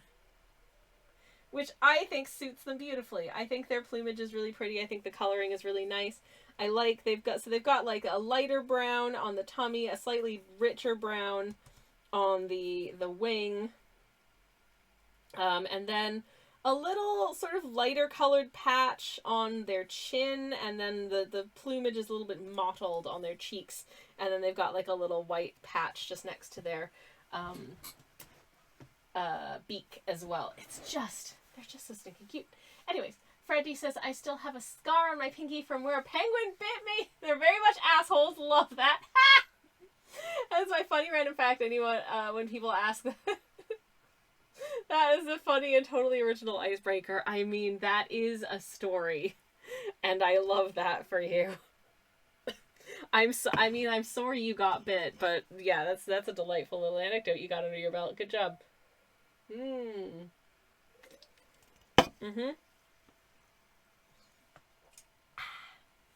yum, yum. Okay. It's brown time. It's time to take a journey to the beautiful land of Browntown. Does everyone have a... Does anyone need a map? Do you have a map? Do you need have you got snacks? Have you got a muesli bar in your fanny pack? Well, I forgot you can't call them that here in the UK because of reasons. There was a fun culture shock, is the knowledge that that word means two very different things in North America or the United Kingdom, and very confusing. Freddie says, oh, you get bit on the daily multiple times. They do not want to be rehabilitated. It's very much a forced intervention to their stay there. Yeah, you know what? This is the problem with not being able to just, like, communicate through language and be like, listen, we know this is a really weird circumstance for you, and we know that you'd rather not be here, but this is genuinely in your best interest, and you will benefit greatly from having had this experience. Okay, I still call it a fanny pack since it says pigeon. Fair enough. I mean, the thing is, back in the old country, back in Canada, there was nothing weird about calling it that. It was weird that British people call it a bum bag. Like, that sounds rude. That sounds like an insult. That was like, hey, stop that, you stupid bum bag. You know what I mean? So yeah, was confusion about that, but don't worry. I did figure it out, but like, anyways, okay, my paintbrush, I hope, is sufficiently brown. I'm gonna start with the wing, and then determine that actually this is the right amount of brown, I think, for the tum-tum to start with as well. I love fluffy little birds' tummies. I think they're very cute. I think they're a good feature, and I'm glad that birds have them.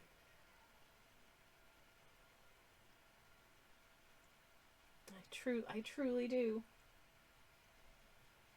I hope that's not a controversial... That's probably an extremely cold take. Everyone loves birds' fluffy tummies. If you don't love a bird's fluffy tummy, I don't know, man. That's fine. You're entitled to have a bad opinion if you want to, I guess. Sorry, is that mean? Is that mean? Don't know. Anyways. Okay.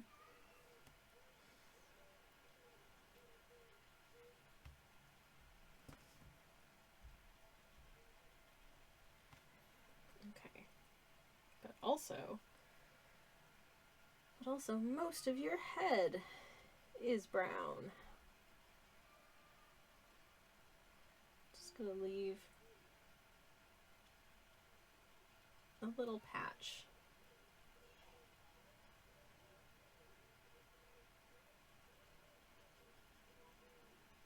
Thusly. Sorry if get quiet, it's because I'm concentrating. Pigeon says, oh, I'm gonna call my dear sweet nephew a bum bag now. Oh no, what have I done? Oh no. I wasn't gonna do any of the, like, textury stuff yet, but I feel like if I don't do this bit of the textury stuff right now, it's gonna end up looking weird.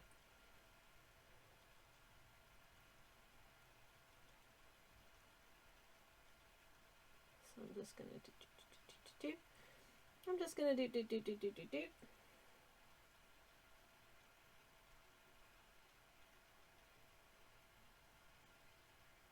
Okay, I've done some of the weird textury stuff. Yay! This bird looks haunted right now, but I'm hoping that they're gonna look super cute by the time we're done. I can but hope that will be the case. Okay, I am also going to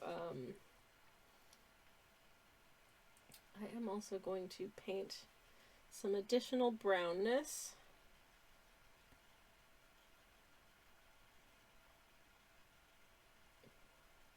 over the, like, wing / tail sections, because they do want to be a darker shade.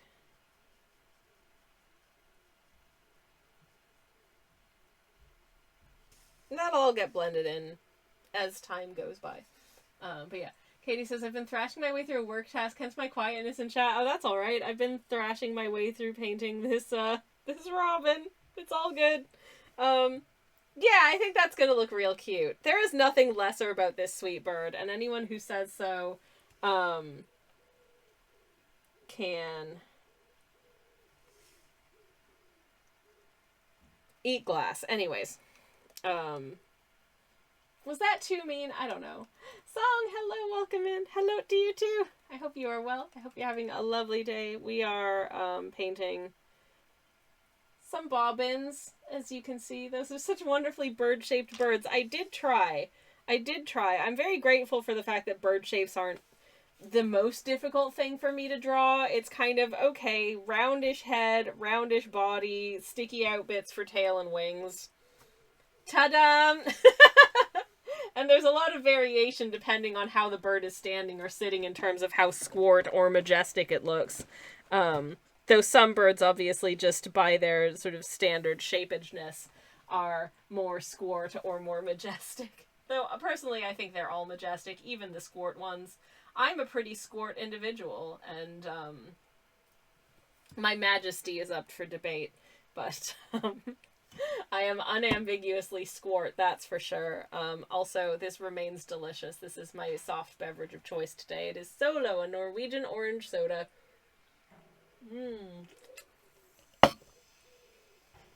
Alright. We are turning. We are... So... The birds are not in any particular, like, they're, you know, I could have the birds all sort of standing up at the same angle, but the thing is they wouldn't fit as well onto the canvas. I am slightly annoyed that I've got a space here that's not quite big enough to fit another bird. Or I could have put 5 birds on this, but no. But I indeed put this bird upside down. I'm so sorry that you heard a Windows noise. Go away. It's just telling me that Windows Defender Antivirus didn't find any viruses since my last scan. Thanks. Amazing. I'm streaming, you ding-dong. Anyways. Not now. I have to take a break from my watercoloring due to hand paint so I can live vicariously through you. Hell yeah. I will endeavor to continue painting. Just for you. This is the White Starred Robin, which is much less white than the name would give away, but, and I'm not sure where the star comes in, but it is very, very cute. Very, very cute. I too am Squart, says Pigeon. Hell yeah, Squart solidarity. Handshakes for us all. Song says, you gotta draw octopi. It's fun to squeeze octopi into spaces. You want economic space? Octopi are friends. I think the only octopi I've ever drawn have been, like, those ones that, like, are just sort of, like, a circle with a bunch of little bits at the bottom. Katie says, stick a nice leaf in the empty spot, or a little bug. Ah, jeez. Ah, jeez, y'all. This is supposed to be an exclusively bird project. I can't add extra bits, and we'll be here forever. I'll just start drawing every creature to ever exist in the universe. I'm gonna paint this bird first, okay? Is it okay if I paint this bird? I'm gonna paint the bird first, if that's okay. I hope that's fine. I am, however, going to look up a little reference photos for myself and for y'all, because I also could use a reference photo. This is the most colorful bird of this set. This set is not intended to be like anything really in and of itself. I'm just painting a bunch. I'm just painting a bunch of these, and so it just so happens that these are the random selection of 4 robins that I picked this time. But oh my god, the coloring on these guys is so stinking cute, y'all. So let me show you. Hopefully. Okay, annoyingly, this is not the highest res photo, but you get the idea. This is a white starred robin. Is it not fresh as heck?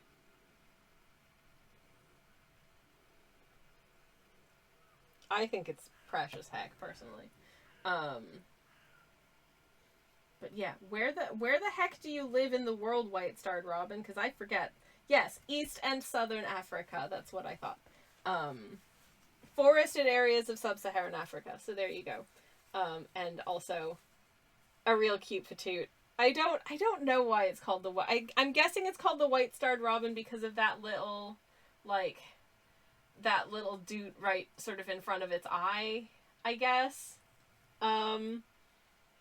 That feels like a stretch, but it's just, I love the colors. I think it's so stinking cute.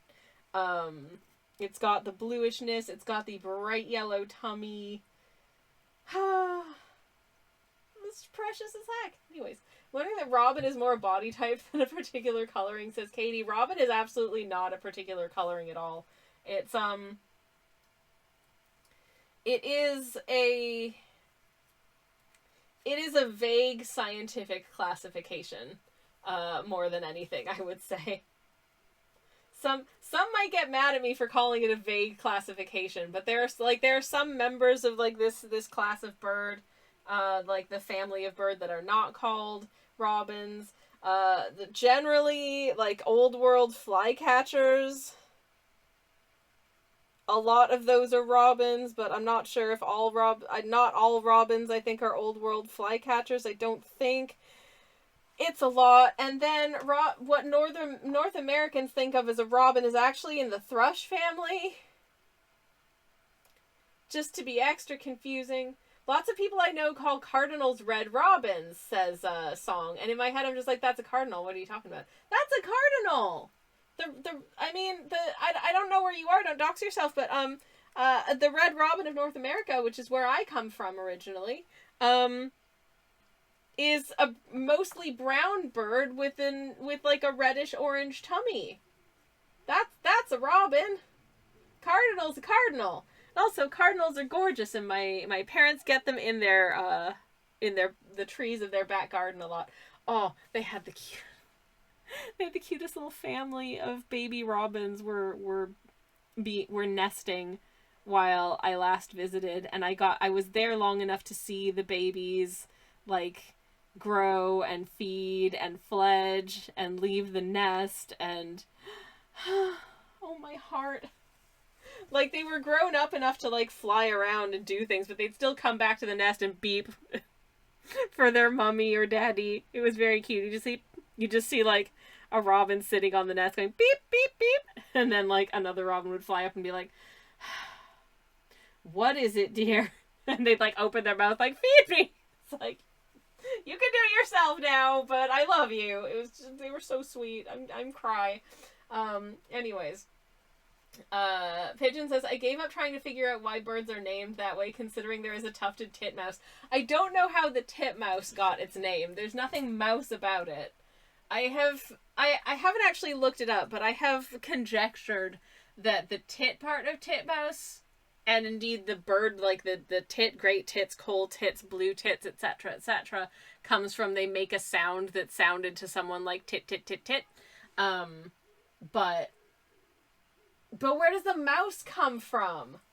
I don't know. Anyways, tufted titmouse is a very cute bird as well. If you've never seen them, let me show you, because it's going to bother me if I don't. This is becoming just a let's look at birds stream, and you know what? I don't hate that for us, because, oh my god. This little guy is so cute. Please, I understand why they're called tufted, because they got a little tuft on the top of their head, which is very cute. I love them. The song says, cardinals in the winter, the paintings make themselves, or at least a really good photo. I have indeed painted a cardinal on in a forest of evergreens, and that was a lot of fun. That became a bookmark. Saw robins nesting last year too. They aren't here this year either. Oh, but you got to see them last year. That's rad as heck. Tits and boobies. What are you saying, ornithologist? Oh, I don't know. There are birds that I'm scared to paint on stream because I don't want to get accused of violating TOS when I'm just painting birds. Damn it.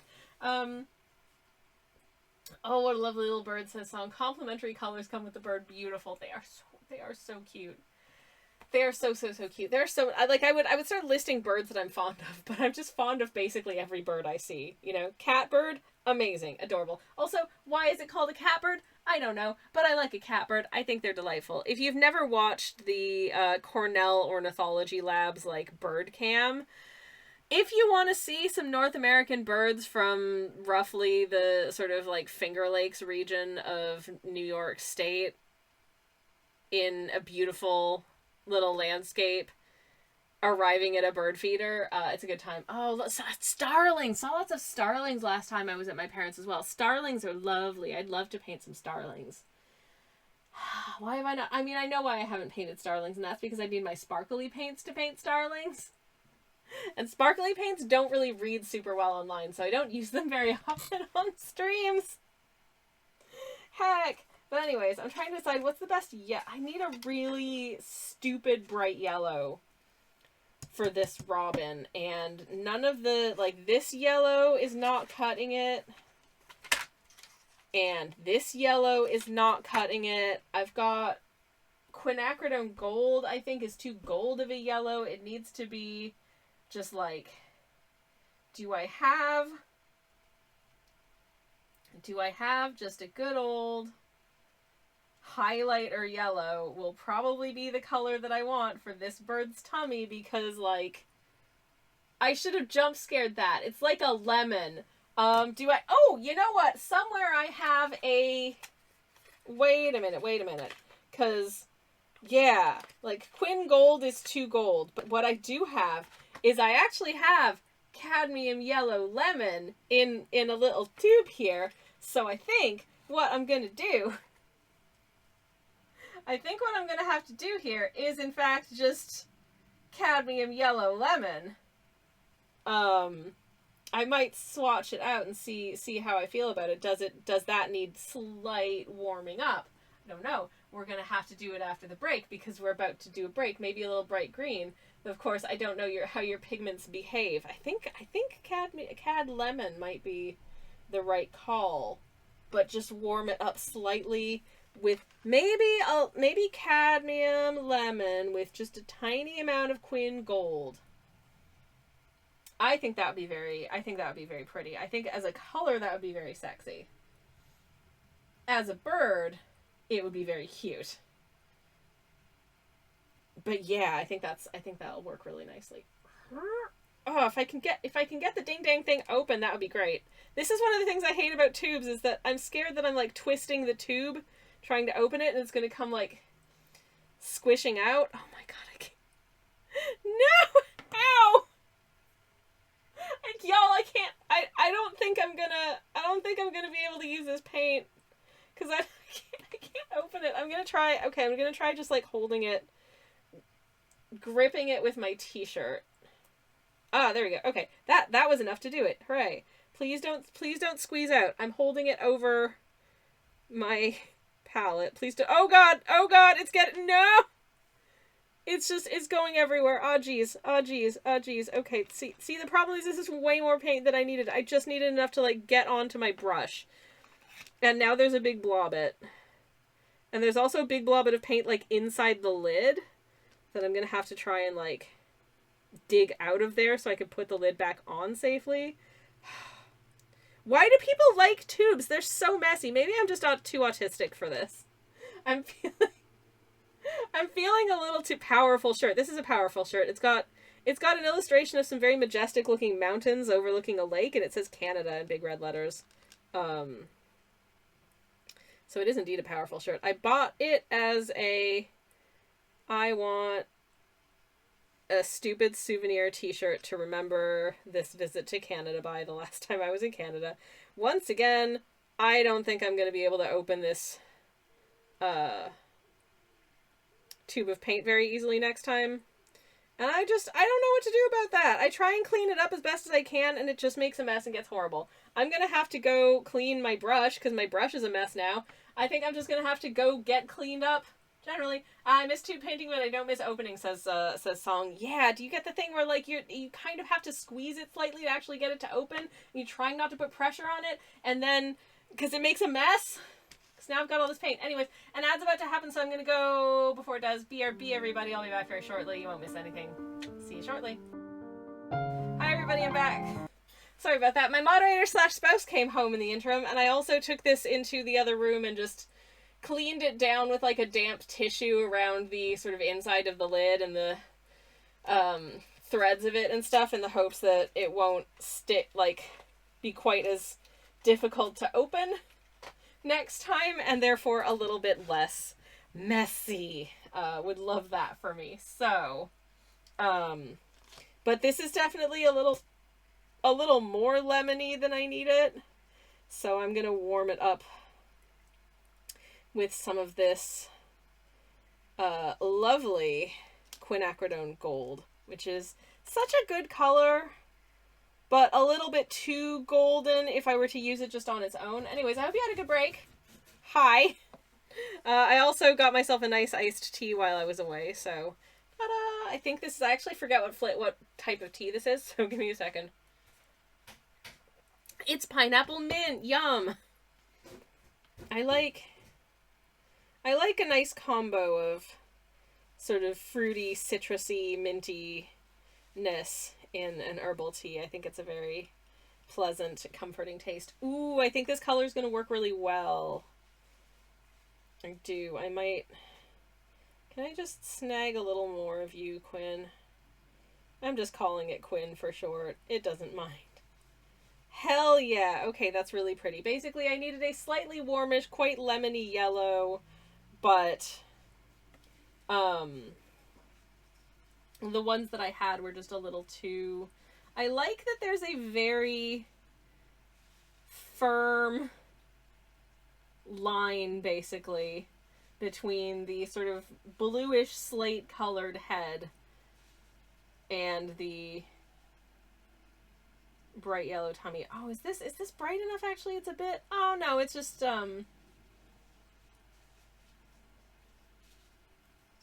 just don't want to let too much of the paint pool, or it starts to look a little bit too much like turmeric. Just if you spooned turmeric into water, I could have just painted this with turmeric and it would have worked out pretty well.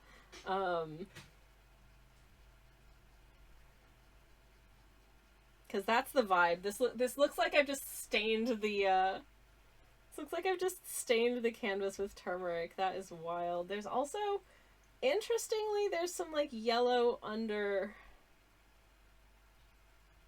under feathers of the tail, so I'm actually going to extend that down to there as well. That's it.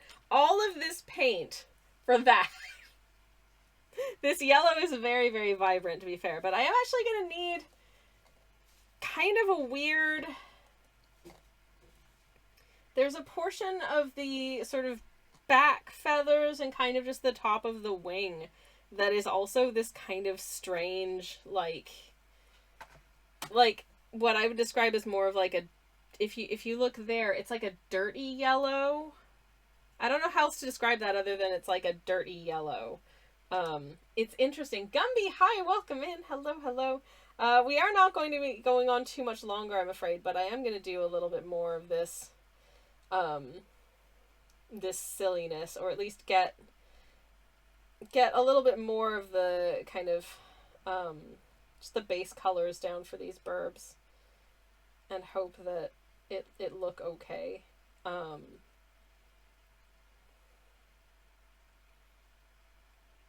trying to kind of localize what this like dirty yellow color actually is. Okay. So having localized it, it looks kind of like that, which isn't particularly illustrative.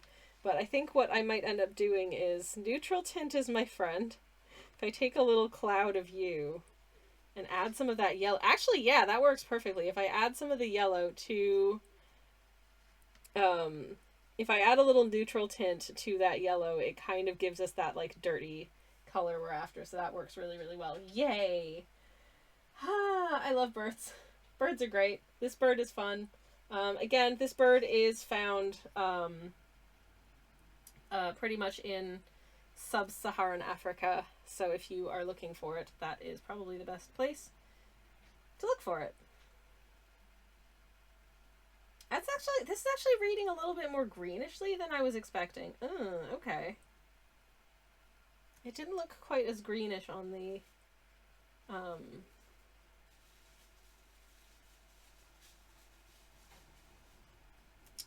palette, but that's okay. That's okay. I can work it out. If I maybe add a little bit, if I just plop a little bit of Queen Gold on top of that, I might be able to warm it back through just a smidge. And it does want to be darker than this, but again, there is quite a lot of texture in that segment. So I will add that texture back in, and that will darken it down as well. So I'm not mega concerned about that.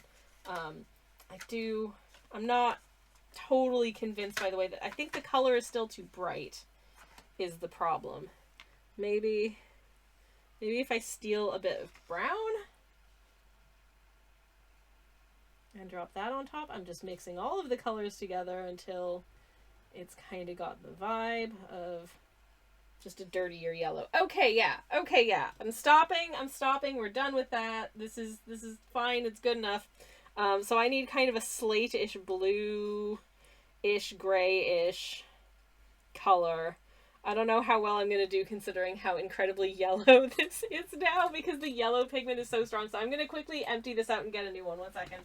Sorry. I'm okay. I just got to change my paint water, babe.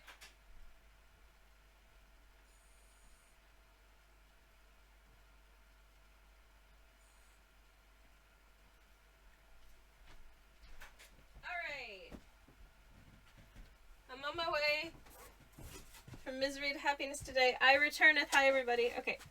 All right. It is done. We are all good. Now I need to figure out how. How do I want to formulate this grayish bluish color? Which is grayer or bluer depending on the specific bird, and I think also depending on just the lighting and the photo, but there's definitely a bluish to the gray, and I want to make sure I do justice to / acknowledge that. So I've loaded a bunch of neutral tint onto my brush. I have somewhere here. A song is popping out. Have a good day and happy birding. Thank you so much for hanging out. I too will be popping out shortly to go make gnocchi. But I very much would like to get this stage of the painting process done before I do. So, I'm going to water this down a fair bit because I'm trying to keep this first layer fairly light compared to how it's going to end up.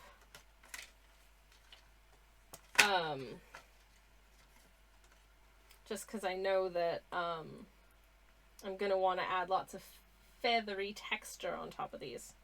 If I'm going to be adding feathery texture, then I want you to be able to see the texture, and I also want it to not end up being all too bright, too dark, too blah blah blah. So, keeping things relatively lightweight.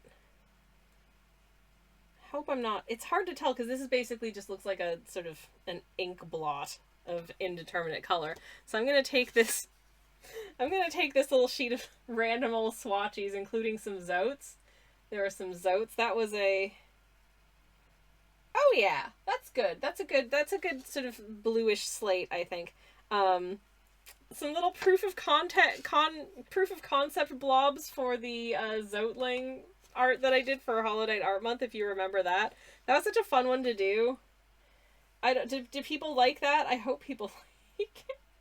I liked it. I thought it was really fun. But I'm never sure whether or not other people are going to pick up what I'm putting down, whatever I'm working on. So, honestly, no idea. But I hope you did, if you saw it, that you liked it. And also, yeah, this color slaps. Anyways,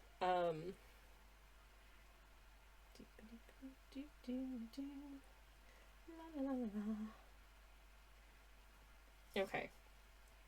So once this is done, I'm going to find someone for us to raid. And I am going to have to raid and run, because I'm going to need to go cook dinner. Quite quickly, because I'm on a bit of a time crunch, so I gotta end bang on time today, I'm afraid. It's a bit of a short stream, but so it goes. I unfortunately did have some annoying last minute business that I had to do before I started as well. But sometimes it be like that. I will be streaming for a nice little while tomorrow. Wrapping up some side quests, finding some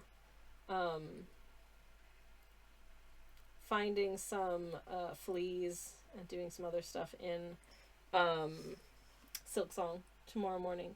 I'm very looking forward to it. I think I figured out what I need to do for the one quest that I was kind of struggling to figure out what I'm supposed to do for it. I think I got it. I think I know what I'm supposed to do. So I'm really excited to attempt to do it. I mean, I could be wrong. But I'm trying to understand from context clues what I'm supposed to do here. So wish me luck, I guess. Okay, these birds are cute. I don't mean to alarm you, but these birds are really cute. And yeah, I think I'm gonna call it there for today. I'm sorry again, it was a short stream. But so it goes. Thank you again to Atelier for the raid earlier. And thank you to anyone who stuck around through the raid, etc., etc. And I hope you all have a good rest of your evening as well. Let me see if I can find someone for us to do a little raid on also. And once again, thank you for hanging out with me. It's been really fun. Once again, thank you for hanging out with me. It's been really fun. Hey, no echoes. No echoes. Stop that. No, thank you. Let's see, who's doing stuff, who's working on things, who's live. Who's not gonna mind if we raid Ron? Who have we not raided recently? Also, I know not, but I'm really tired. But yeah, I'll be back again tomorrow morning. And oh, okay. Let me just check and make sure that this person isn't just about to end, because that's always really embarrassing. And I've raided into a stream that ended at the exact same time that I like raided into them, which was a couple weeks ago actually. And again, super embarrassing time. Okay, that person is ending. Shoot. All right. Hey. Oh, okay. Let's try this one. I think they might actually be gaming right now. I'm not 100%. I think they might actually be gaming. Ah, they are indeed playing a game. Oh, it looks really cute too. Okay. But if you're not familiar with CC Draws, she does some really, really cute stuff. And she's playing a game today, which is a fun time as well. But I literally have to, like, arrive and then leave. Because I've got to cook because I'm on a time limit. So I hope that'll be okay. But it looks like a cute, fun time. And I know you're in good hands. But regardless, I hope you have a wonderful evening this evening. Whatever you're getting up to this eve, I hope is good. I will be back tomorrow morning playing some Silk Song, as previously mentioned. I'm